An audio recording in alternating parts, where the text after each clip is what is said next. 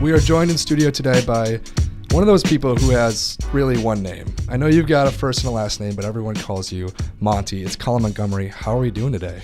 Well, I'm very well, thank you. Delighted to be here in New York, and we're having a great day. And it's nice to, as you say, to be known. You know, I mean, we had one guy in Europe that was known by one name, and that was Sevi. Yeah. You know, and no one ever called him Severiano Ballesteros. It was Sevi. And Monty has stuck because my surname is as long as Ballesteros and nobody can pronounce it because it's spelt differently. So Monty stuck, and it's delighted to be here for one, and known as Monty. Yeah. Well, you're running around New York City all day. I know that you've made plenty of stops. This is your last one, thankfully, but you're talking golf and you're also talking whiskey. Indeed. And so you're partnered with Loch Lomond Whiskey. Indeed. Let's just loosen up by drinking a little bit. Well, we first. shouldn't we? We should. Cheers. We should say cheers and good health. How's that? Whew, all right. We also need to loosen up. Well, that set us off on the right foot, don't Yes. you think? Two of our greatest exports, isn't it, Scotland? Come on, we export golf very well. We always have. We're the home of golf. We're very proud of it. R&A's there, the St Andrews Clubhouse, all the thing that goes with it, Yeah. and of course whiskey. We're very proud of our whiskey exports around the world. So Scotch whiskey and the home of golf, and here we are linked together. Yeah. You know, very much so, and it's great to be part of Loch Lomond Whiskies, the spirit of the open. And I'm ambassador now for 2 years and loving every minute of it. And we now have our own, as you see here, you know, we've just tasted, you know, the open special edition. I can And still of course, taste it. the It's box is, it's lovely, isn't it? The box is green, because we're at Portrush this year, Royal Portrush, so the Emerald Isle. And, you know, it's on sale now, so it's fantastic. And not, although it's fantastic to be here, it's a great product too. Yeah, you're a great pitch man. You know exactly what you're doing. come You on love now. this stuff, right? I do. I want to talk about whiskey, and I got to tell you my best Scottish whiskey story. Yes. It's not that great of a story, but the moral of the story is that you never ever schedule a tour for a distillery in the morning, because I went over to the 2016 Open at Troon. Yes. And we flew into Glasgow, Yes. which is where you were born. Exactly. And we took a quick trip to Campbelltown. Oh, yeah, out Campbelltown. in the Yes. peninsula. Yes. And it was the day that Andy Murray won Wimbledon. Oh, wow. The Euro Cup final was that night. Yes. We played Machrihanish that day, Old Mac. We were like golf getting course. the great Scottish experience, right? Yes. And we were celebrating that night on whiskey. And we had a tour planned the next morning for a distillery, because Campbelltown was originally the greatest whiskey capital of the world, right? It was indeed, down the bottom of Mulligan Tyre there, yeah.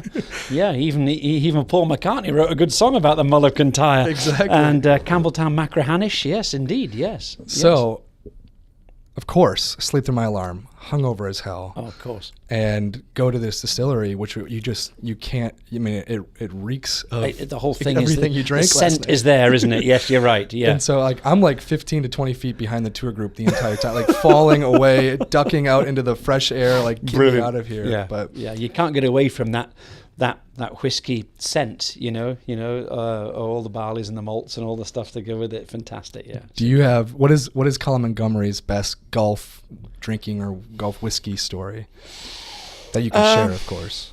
I drive an awful lot. I drive a car an awful lot, so you've got to be very, very careful in Scotland, especially not to do both together. You know, the sort of drink responsibly bit. You know, so I don't really have many stories a la yours there, but at the same time, after a good round of golf, there's nothing better than to sample a good Scotch whiskey in moderation, as always. Have you ever played a professional round hungover, like many people claim they have? Oh yes. How did that go?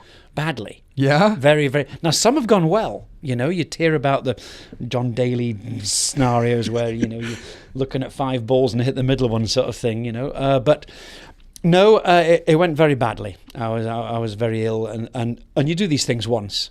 Yeah. You think, right, that's it, never So again. when was never your again. time? Was it in the 90s? 1994, German Masters, Stuttgart. I'll never forget it, don't you worry.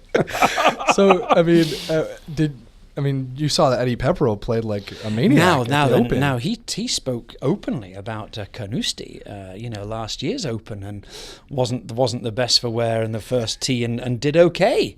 Did very well. So it can happen both ways. But I'd rather stay sober if you don't mind. Yeah, me too. Speaking of drinking, I want to hear your opinion on the classic crossover between golf and drinking. Yes. At Bethpage, and pretty much everywhere these days, golf fans become a little bit inebriated. They like to yell things.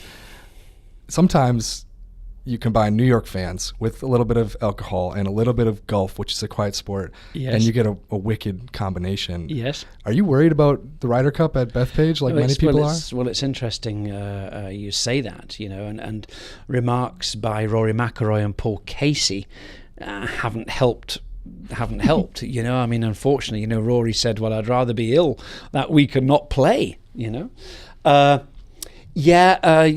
got to be careful. I think the New York fans, sports fans, are world renowned. Mm-hmm. Is that true over in Europe? Do you feel like very much so? It has its the own New York reputation? Boston fans are well renowned. They're loud. And then you get a little bit of knowledge of the game of golf, and the New York crowd might think that's a little bit of knowledge is a lot. Okay, so that's a problem too. And of course, coming here, being European and not American, not flying the American flag in America, we're very proud Europeans, very proud Brits, very proud Scots, and that mixture, as you say, along with a little bit of alcohol on a warm, muggy day, the heat doesn't help, and then you got a problem. But at the same time, we know this. We know playing away from home isn't easy. It never has been. And it's the captain's job in preparation for the team to do his best to prepare the team. Because those who retaliate fail. If you're going to book somebody, well, the guy that retaliates is going to get worse than the guy that actually instigated it in the first place. So, you've got to prepare the team for this. But we will know that we might get away with it in 2020 a little bit more at Whistling Straits, but in 2024. We have to be prepared. I'm from Wisconsin. Okay, perfect. Well, there you go. Preaching to the choir here. Yes. So we have to be prepared, and it's one of those venues. 99 was allowed in Boston at Brookline, and 2024 in New York is going to be similar. And we have to prepare. If we're not prepared, we will be underprepared. If you know what I mean. We have to be prepared. We should be. Yeah, that's 5 years, so plenty of time. 5 years. 5 years to go. Speaking of the Ryder Cup, you had a dominant Ryder Cup career. Let's call it as it is. It was dominant. I enjoyed it. And I think that looking back on it now, at the time, if you come to in the seventh tee and you say, are you enjoying this? I go, well, hang on a minute, I'm one down. How can I possibly be? But looking back on that part of my life, the sort of 20 years I was associated with the Ryder Cup, I enjoyed it. I enjoyed it thoroughly. It's nice to be part of a history, nice to be part of something very special. Yeah. 29-7 is your career, which is about as good as it gets. Yeah. And you never lost a singles match. Mm-hmm. Mm-hmm. You've heard people tell you this for many years, and finally you get you to smile about it. How do you explain it, though? Like, how do you explain Colin Montgomerie's single success? You put yourself up for a fall 8 times in singles, and it doesn't matter who you're playing.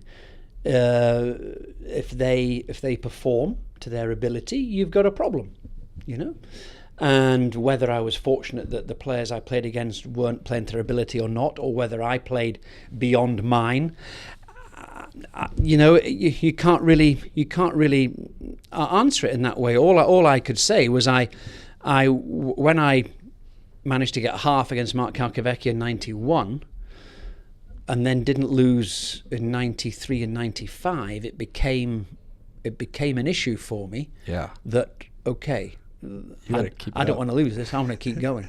So it became an issue, a problem in many ways that I wasn't prepared to lose, and I hated losing, and I'm ultra competitive as we are, and I just did my utmost not to lose. Not not at the end of the day, not for me at all, but for the team. Yeah. You know, it became, oh well, Monty's playing the singles, so that's at least he's going to get something out of that, whether it's a half or a point, and it became a problem, you know, because, well, hang on a minute, lads, I can lose as much as anyone can. Christ, I mean, we're playing against, you know, you think about, you know, the late great Payne Stewart, the US Open champion at the time. You got David Toms, a very difficult man to beat because he was fairways and greens and a good putter. Yeah. There was Lee Jansen, US Open player. You know, these sort of guys that you're playing against. Scott Hoke, very tough competitor in his day, and still is. Doesn't want to lose himself. I know these guys don't want to lose as much as I do, so it's game on, you know. And it was tough, very tough. But managed to come out unscathed, which is great. And you definitely earned your captainship. 2010, you were the captain of the Euro team. Yes. It came early. I must admit, I was still playing in 2006. Nick Faldo didn't pick me in 2008, and I thought that I thought I might be on the edge, on the cusp of it. Didn't make it, and then suddenly, bingo, you're captain the next time. You think, hang on a minute, what's this all about? There was an issue. There was an issue with our captain in 2010 that we didn't really. Nobody sprung to mind at the time, and I was still thinking I was playing. And then one or two of our players stood up and said, "Look, we have a captain in the room," because I was part of this committee that were choosing the captain. And I looked around and who am I looking at? You know, and they're all looking at me. So hey, you know, when you're offered that particular role and such an honour, you know, you take it. Yeah, you take it because you never know. Well, you never know; it might not happen again. The committees change, people's views change, whatever, and you might not get it again. So, one was the honour of accepting it, and two, now having lost in 2008, was to try and win it back again. That was the goal, and everything from then on. Every night I went to sleep, and every night I woke up was Ryder Cup. How do we win the Ryder Cup back again? Yeah, that was it for 2 years. Yeah, and you did win. You got the 14 and a half. We got to 14 and a half. That's it. Well done. I wouldn't say it was such a win, but we got to 14 and a half, and that was all we're trying to do. And immediately afterward, you said, guys, I'm done as a captain one time. Why just one time? I think if you do win, I think you've nowhere else to go. Yeah, you know, it was like a bit Brooks Koepka last week there with the US PGA. I mean, he couldn't win 7 ahead. He couldn't win. The only thing he could do is lose. Once you've won the Ryder Cup, I think you want to get out on top. And you know, I was listening to the likes of Sam Torrance, Ian Woosnam, Bernhard Langer, who had done this once, won, and got out. And I try to follow their footsteps, try and win it and get out. I can understand Davis Love, having lost in 2012. Jump back on the horse. Jump back on. Yeah. Jump back on, because now we've nothing to lose, you see. Having won it, there was a lot to lose, but I can understand Davis Love coming back. If I'd lost in 2010, right, come on, give me another chance here, because I know I can win it next time. Yeah. You know? Yeah. You said after this year's Ryder Cup, which was a wild Ryder Cup in France. It was wild. That these teams need to kind of exist with a moral code. Basically just meaning like there are things you can do in terms of coming to the press or not. Yes. There are things that you can say and there's things that you can't. Why do you think that's so important? Well, I think so. I think the respect of the captain is vital. I think that if the captain has asked you not to say something or whatever, however you feel, however you are in the heat of the moment, you can't say it because you're part of a team. Yeah. It's the one time in what 104 weeks that you are part of a team. You can say what you want on your own. Hey, we all do. But once you're part of a team, you have a certain responsibility. One, to your captain, and two, to your teammates. And you can't be saying things that might antagonize or might upset some others. So that's really what I meant, and it's the Europeans have stuck by it quite well over the years, you know, and the Americans have too. It's not easy when you come in, something's happened, something might have happened, gone wrong in your game, and you've wanted to win as much as he has, and then someone puts a microphone up in front of you, and you might get caught out. Sure. And that's the captain's job, to prepare the team for that scenario, or the captain to be there when that match might be a controversial match, or whatever, the captain to be there to take over that point and say, no, look, I'll answer for him if you don't mind, and I'm there to do that. And that's the captain's job. Very tricky. Going back to Bethpage. Yes. Very interesting spot for you in your career. I'm sure you've been asked about it, even this morning. But in 2002, yes, I was 10 years old in 2002. Right. So I'm not paying attention to what is happening. Nope. And let's act like I'm an alien who just arrived on Long Island. Yes. No idea who Monty is. No idea what the fans are like. Why is there a campaign that asks people to be nice to Monty? I know, it's amazing, isn't it? There was 25,000 badges made, Be Nice to Monty badges. And when I got to Bethpage in 2002, my caddy and I going, what the hell is this, you know? And we actually embraced it. It's the only way to go, really. I was at that stage, or through 96 and 97, I was number 2 in the world to Greg Norman. Mm-hmm. Before Tiger was born and everything changed. Yeah. And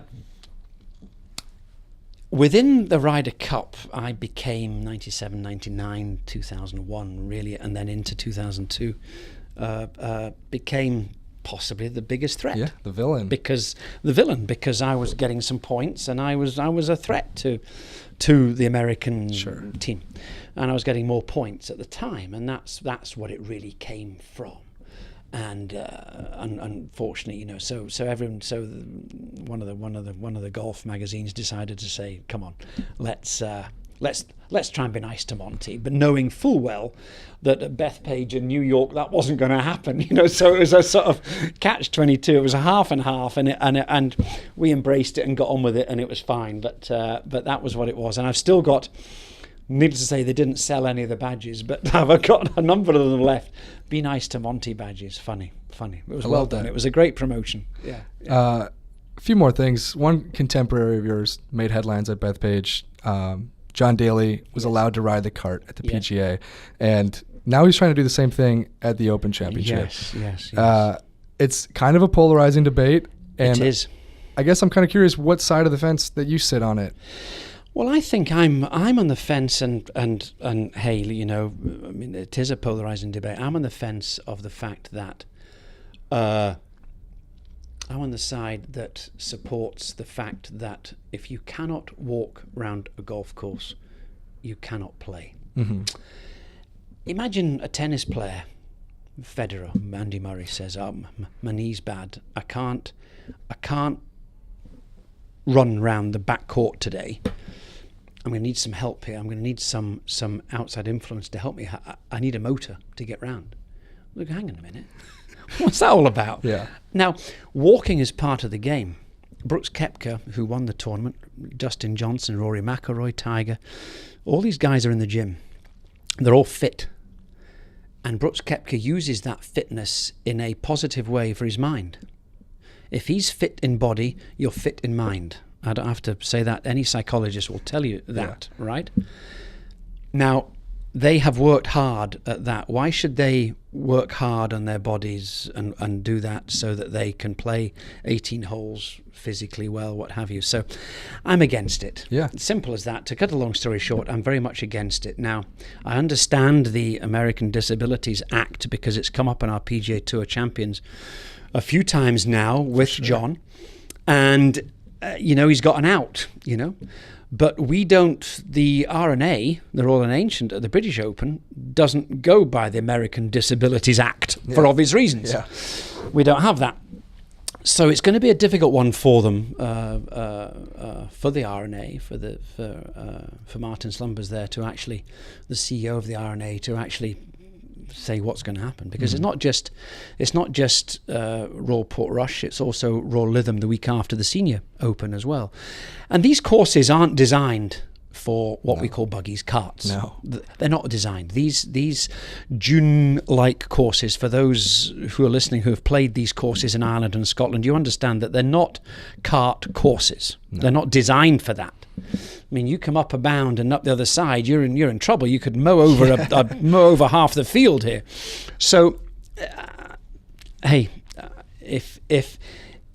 if they say that according to British law, as opposed to American law, that you're, it doesn't happen, well, I'm afraid John can't play in these tournaments until John gets fit enough to play. Simple as that. On fitness was different in the 90s than it is these days. Very much. Do you think that your career would have been different if it was in the 2000s, the 2010s? Because of that. Yes, I would have had to. Tiger Woods changed the way things are. There's a few people changed their own sport. Pete Sampras, I think, in tennis, changed the fitness angle in tennis. I think Michael Schumacher, in his day, changed the Formula One setup, being so fit. There's a number of people have changed their own sports. Tiger Woods changed ours. This guy came out and he was a physical specimen. He could do any sport. He was an athlete. Was that maddening? He was an athlete. In many ways, yes, in many ways. You could never say, although we love them all, you could never say Nicklaus and Palmer were athletes of that ilk. Yeah. Never. You could see Tiger Woods playing any sport. So it was different, and people either had to go with him or accept finishing second. Yeah. What are you going to do? Are you going to go? You're going to say, "Oh no, I'll stay the way I am because I'm getting beaten by him." No. So the likes of I got fit for a while. Ernie Els, these guys that were competing against Tiger in those days had to come up trumps, or else you were going to get even further left behind. So now it's a different game. Yeah. Now it's an athlete, and you talk about why the golf ball's going as far. Yes, the golf ball technology goes further, the golf clubs go further, but now you add in a third element, which is the physique of the player itself. And that was, we always talked about 20 years ago, the ball and the club were the problem. Yeah. Now it's the ball, the club, and the athlete are the problem. Because every sport, look at tennis, look at the guy, the big lad, I forget his name offhand, the tennis player, 6'10" American. Isner? Isner. Yeah. Okay, 6'10". Well, that's never been seen on a tennis court before. Anderson 6'8". You've got all the Eastern Europeans seem to be 6'6". Incredible. Yeah. These guys. Bjorn and Borg and McEnroe were 5'9". You sound like a big tennis fan. Yeah, I love my tennis. I love all sports. Really, but that I like to relate to it because it's a one-on-one situation, a bit like golf. And. It's changed. It's got quicker. You watch Borg and McEnroe play in the 70s as they did, and it was like slow motion. It was like, I'll bounce my ball over the net and you can bounce it back again. Now it's a power, fast, athletic, wow. And so's golf. Sounds like golf. So's golf. There was Wayne Riley, who does the commentary for Sky Sports for our national TV here in Britain, and he was walking the course. He does the Bones Mackay stuff now, and he walks the course, and he saw the lie at 15 of Brooks Koepka on, I think it was the Saturday, and he'd pulled it left in the heavy rough. Yeah. And he 150 yards to the front, and the pin was on, say, 15. And he goes, well, this is the worst lie I've ever seen. This is not going 100 yards, So 5 minutes later, the ball's to 20 foot on the green. Classic. And Wayne Riley's going, well, I give up now. I completely give up. I don't know what to say now. I thought that was impossible, and it's not, because of pure power. That he in his day, and he was a good golfer. And if I had that lie, no chance. Yeah. You come out in the fairway and start again. So it is different. It is different. But what will be interesting is the next major is Pebble Beach. And whether that power game is going to work at Pebble Beach or not, because that's a whole different course, a whole different setup. Lots of wedges, lots of precision. I don't think you can find any green from the rough because they're so small and they're so hard. So they're like concrete and they're tiny. So it's going to be a different game at Pebble Beach. It'll be interesting to see how these so-called bombers do there. If Dustin Johnson and Brooks Koepka and Rory win there, well, we're all in real trouble. Yeah. Because we can't set up a course against them almost. You know what I mean? Gotta go back to Merion. Yeah. Somehow. Yeah. Merion, that similar sort of type of course to Pebble Beach, where it's more precise, and you've got to position the ball completely, not just a smash. So we'll see. I've got a couple questions from the rest of the Meanwhile, people. I'll have a drink if you don't mind. Cheers. A couple people in our office wanted to post some questions. You've had some fun with the European Tour content team. Oh, yes. And, one of the recent things they did, they had Eddie Pepperell. They did. Prank Matt Wallace all day long. All day long in Germany. We went for a media day, didn't they? And it was a fake thing. Yeah, it was awesome. Yeah. If you could prank one person in golf, who are you pranking? I'd love to prank Bernard Langer. Why? I'd love to do it because, it'd be the obvious, because you just wouldn't, somehow you just couldn't do it, could you? See if and he'd you'd budge. love to see if he'd bite, see if how would you get under his skin? I don't know how I'd do it. You just put it to me, so I'm still thinking as you're doing it. But I would love to prank him because it'd be somewhere where the last person you'd think would, okay, Bern, I don't know what I'd do, but I'd find a way of doing it. Someone that I love dearly, someone that I respect wholeheartedly, and he's a partner of mine at the Ryder Cup. The only time I didn't make the team in 2004, he picked me. Good friends. But I'd love to prank. I'd love to do something against Bernard Langer. It'd be the last person you'd think would go for that sort of thing. Well, I don't think he listens to our podcast, so I don't think you're losing anything there. Your first win as a pro on the Euro Tour. Yes. 11 shots at the Portugal Open. How the hell do you win by 11 shots? You putt well. That's exactly what you do. Yeah. You start 4 ahead this last round and you shoot a course record 63. That's what you do. Yeah. And you hole everything. Eventually, it was one of these crazy situations where a few of your listeners might understand, where you don't even have to line up the ball, it's going to go in. Yeah. You've got the pace of the greens, you've got the feel of the putter, you've got everything's just right. You don't even have to line it up, it's going to go in. And it happened, and you win by 11. And you think, Christ, And I was thinking down the last, because you're nervous. You haven't won a tournament before. Yeah. You've come out of university. I was based down at Houston Baptist University in Southwest Houston for 4 years. So you come back, you turn pro, and in your second year, you've got this 11-shot lead playing the last. And you think, now what can I make? I can make a 13 here and still be okay, And that's how crazy it is, That's I great. managed to make 4, but at the same time, it's crazy. And then, oddly enough, the next 10 victories all came by 1 shot. Yeah, that's true. I saw that. Bizarrely, that is wild. Bizarrely, the next 10 came by 1. And you think, after winning by 11, you think, well, a couple of wins should be for 3 or 4 or something, but no, 1. So you just don't know, do you? Golf, you don't know how it's going to be and how it's going to go. But that was a delight. Portugal, Quinta do Lago, I'll never forget it. And just one of these weeks that the putter was very, very hot. Yeah. And I can speak for anybody that's won by, I'm sure Tiger winning by 15 at the US Open there in 2000 at Pebble Beach, the one club that he would say was his best weapon of the week was his putter. Yeah. To win by 15, you can't miss many. Yeah. No.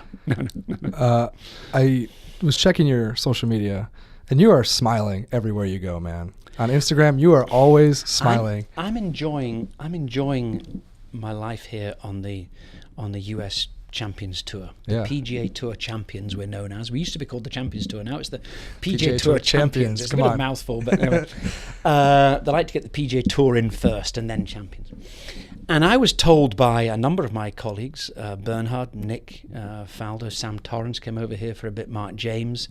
There's a few of the guys, even David Fairty, was playing. And I thought, they said it's the best tour in the world, the Champions Tour. And I said, well, surely, I've enjoyed the European Tour, I've played in America, I've played South Africa, Australia, how can you possibly say that? And they were right, it is. It's got that relaxed feel before and after the round, and yet when the gun goes on Friday morning usually, or majors on Thursday morning, it's game on, and it's competitive, and I'm playing against guys like Freddie Couples, Stricker, Langer, Jimenez, Darren Clark now, Paul Lawrie, all these guys that I used to compete against in our heyday many moons ago. It's great competition. Because these guys can play. Oh my God, they can play. And yet, before the round and after the round, it's different. I think that's how you punk Bernard Langer. Just don't let him win. Don't let him win. Oh, well, that's impossible. I know. He's a machine. I think we can leave it. I think we can Colin. have a drink nice to that, cheers. please. Thanks for joining me, man. It's been a pleasure. Not at all. Thank you.